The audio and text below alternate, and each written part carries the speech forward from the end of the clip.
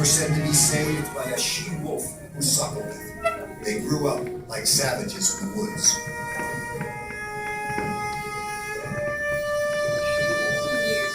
When they returned to found the city of Rome, they were filled with the simple, ferocious spirit of their wolf mother.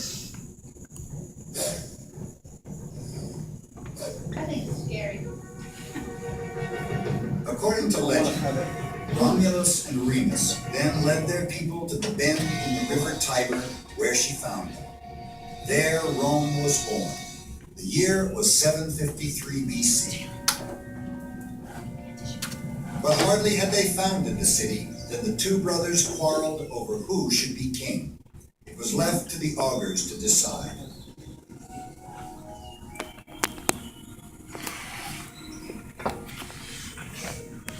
Augurs were the priests of early Rome who divined the will of the gods. They studied the movements of birds, the weather, the entrails of sheep before making their pronouncements, known as the auguries.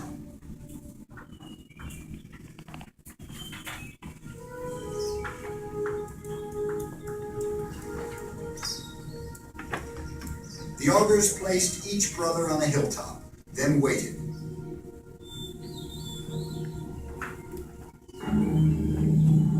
When birds flocked over Romulus, they knew he would be the first king of Rome.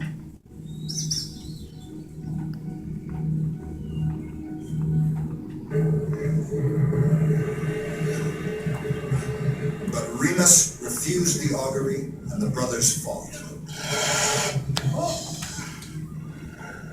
What was that? That is scary.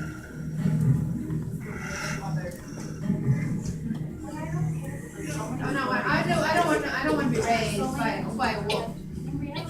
Romulus killed him. That was so realistic. What did you do? The first king of Rome, suckled by a wolf, bathed in his brother's blood, walked away furious and triumphant. That's nice. It was a fitting augury for the bloodshed and strife that lay ahead. No matter what, I don't think I can have her for and I hate having Alright, so that is the myth of how Rome began. However, this is the true history. Alright, so really, Rome was founded by three different groups of people. The Latins, the Etruscans, and the Greeks. From northern Italy, who decided to move down in the region where Rome is now for a couple different reasons. The location really was just prime. So one, the peninsula of Italy juts out into the middle of the Mediterranean. The Mediterranean was like the center of life for this time period because for trade, for just the sake of being close to a waterway. And then Rome is also close to the Tiber River, which again is essential for trade. And then it also floods, making the soil rich for farming in that region too. Okay, so all of these reasons made it kind of a good area. Also, Rome isn't exactly right on the coast. It's a little more inland, which is beneficial because at the time there were pirates. So it being a little more inland gave them protection from being raided by pirates. So now we're close enough to two bodies of water, which are really important. We're far enough inland where pirates can't kind of pillage all the time. And then there's two smaller mountain ranges on the opposite sides of Rome. Okay, so now you have these natural protective barriers. All of these reasons making it a great location to start a city. Okay, so the Latins come in, it's really just small villages in that. While Greece is growing, okay, so some of the Greeks also were starting to migrate into this region as well. And they do bring some benefits to the Roman culture, as far as the olive tree and how to harvest that. So is Rome almost like a city founded on a bunch of like different integrations? Yeah, really is. It's almost like a melting pot. Like the USA. Like the USA. Just a little smaller pot. So anyway, the Greeks come in, they bring the olive tree, kind of teach how to harvest, how to trade it, things like that. They bring their alphabet, which is important. Yep.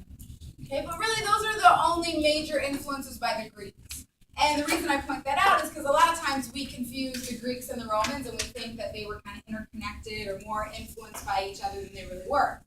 Because the group that truly founded Rome as a city and made it what it became were the Etruscans.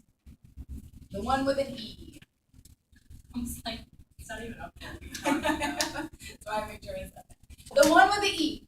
Okay, it was the Etruscans. The Etruscans are where Rome got its military tactic and organization.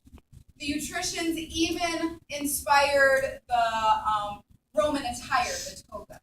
So located in areas that like Romans. Most influenced by the Etruscans. The Etruscans made Rome a city. It was just a small village before that. So most Romans. Yes. So that's the true story of why Rome is where it is and how it began to be as powerful as it was. Okay, now the society was broken into two social classes. Class and higher class. You got it. Upper and lower. The upper class, okay, were called the patricians. The lower class were called the plebeians.